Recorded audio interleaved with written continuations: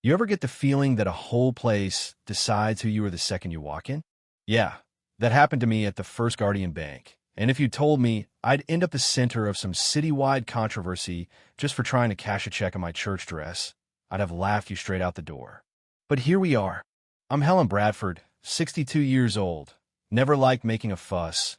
Never thought I'd be the headline of anything, let alone a story about dignity, money, and who gets to belong where. Let me back up a sec. That morning, I put on my best lavender dress, the one I usually save for Sundays, because my son Anthony had sent me a check $9, 800, just a little something he said to help fix the water heater that finally gave up the ghost in my old bungalow. Anthony always told me, "This isn't charity, Ma, it's gratitude." He meant it, and honestly, I was proud just to have raised a son like him. I've been banking at that branch over in Bevo Mill for years. Used to be a credit union. Now there's more screens than people, but it's still the same old brick building, same green carpet, even if the faces change every year. Anyway, I walk up to the counter, envelope in hand, heart beating just a little quicker than usual, because I know the amount's more than I usually deal with. I wait patiently. Two tellers, one with a ponytail, tapping away at her screen, and when she finally looks up, I smile and say, "Just need to deposit this, ma'am." Slide the check across. She looks down, then back at me, eyebrow cocked. "Is this yours?" she says, like I picked it off the sidewalk. "Yes, for my son." She pinches the check with two fingers, all careful, like it's something dirty. "You got an account here?" Been banking here longer than she's been alive, but I just nod. She types my name. Int Hen frowns at the screen. "Anthony Bradford." She reads off, all slow and suspicious. "And who's that?" "My son. He owns Bradford Solutions. This is almost $10,000. Gonna have to verify it." I say she can call him. Heck, I'll dial him myself. But she doesn't move. Just feeds that check straight into the shredder beside her desk. Zip gone. You know what I mean? Like she was just taking out the trash. I couldn't even talk for a second. Felt my hands shaking. Felt my face burning up. All I could get out was, "Excuse me." She shrugs. "If it's legit, he can send you another. We don't process suspicious checks, especially not that amount." People in line started turning around.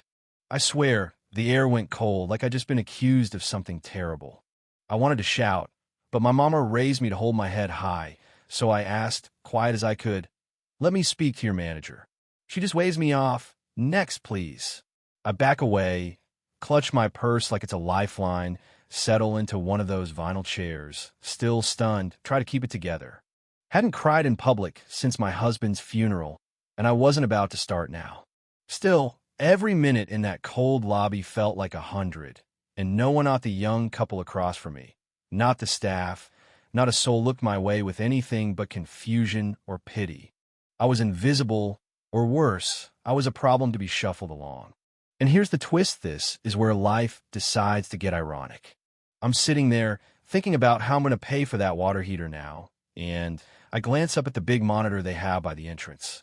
You know, the one that cycles through community partners and VIPs. Suddenly, there's my son Anthony, in his sharp suit, up on stage at some city summit. Caption: Bradford Solutions CEO Anthony Bradford Gateway Economic Inclusion Summit. Next slide. There he is, shaking hands with the mayor. Next, the company logo partnership with the very bank I'm sitting in, being treated like a fraud. I sit up, and I see a woman near the front do a double take. "Wait, isn't that the guy from the check?" she whispers. It doesn't take long for the whispers to spread. Right then, the branch manager, Stephen Greer, I'd seen him a few times, comes hustling out, spots me, and you can tell he knows something's gone sideways. "Mrs. Bradford, can I talk with you in my office?" Voice all polite now, but nervous, like he's just realized he might have screwed up big. Danielle, the teller, is pale as a sheet behind the counter. I say, just loud enough, "I asked for a manager half an hour ago." He flinches. "See ya." He knew. We head to his little glass-walled office, and suddenly, he's apologizing all over himself. "I'm so sorry. That's not how we treat customers, especially not you, ma'am. But I'm tired of apologies." She didn't even ask for my ID, just shredded the check. I tell him, "And you only came out when you saw my son's face up on your screen." Imagine how she treats people without a CEO in the family. Then won't you know if desk phone rings? It's corporate. They're already on damage control, saying they'll be in touch, hoping this doesn't affect their relationship with my son. I leave the office, and the air's different to everybody's heard. Everybody's watching. Teresa, an older teller who's always been kind, comes up. I'm so sorry, Mrs. Bradford. I saw your son's speech on YouTube. You raised a good man. I just nod, thank her, and make my way home. Thing is, the next morning, Anthony shows up at the branch. No lawyers, no fuss, just himself. But you can feel the tension the second he walks in. The staff are jittery. Word spread. Online, someone posted a blurry photo of Anthony's face on the bank screen, tagged his company, and said, "Imagine shredding this man's mother's check." He walks up to Greer, doesn't even take his handshake, just asks, "Where's the teller who did this?" "She's been put on leave, pending review." "That the same as fired?" he asks, cool as ice. Greer hedges, but Anthony lays it out. Your protocol is to protect her job before protecting your customer's dignity. The room's quiet. Everyone's pretending not to listen, but you know they are. Anthony hands Greer a list of every organization his company partners with, that also banks with First Guardian. If you want to keep those accounts, your corporate office better make a public apology today. Greer's sweating now. And Anthony, he addresses the lobby. They don't need diversity training. They need respect. Teresa, bless her heart, speaks up, tells the room I've been banking there longer than most of them have worked, and that I was treated like a criminal. Anthony says, "My mom's never bounced a check in her life. Never even asked me for help until now. That check was the first time she let me return the favor." Silence. You can't undo what happened, but you can show what kind of place you are or aren't. And he leaves. After that, things move fast.